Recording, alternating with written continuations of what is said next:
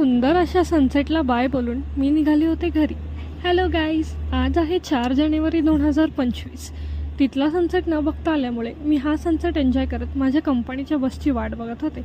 माझी बस आल्यानंतर मी घरी जायला निघाले. आज आता घरून येताना लेट झाल्यामुळे मी माझा सगळा मेस तसाच टाकून आले होते. खूप पसारा झाला होता. सो मी सगळ्यात पहिलं किचनमध्ये जाऊन माझ्यासाठी भाजी बनवली, कारण पोळी भात आमटी ऑलरेडी तर रेडीच होते. त्यामुळे मला फक्त भाजी बनवायची होती. तर आज मी बनवली होती बटाट्याची कापं. खूप सुंदर आणि खूप झटपट अशी बनतात.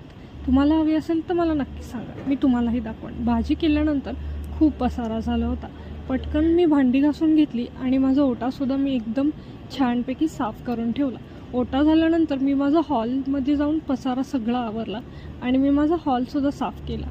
घरं झाडून जेवण करून रात्री ट्रॉपिकानाचा ज्यूस पिऊन मी असा संपवला माझा दिवस. मग तुम्ही कसा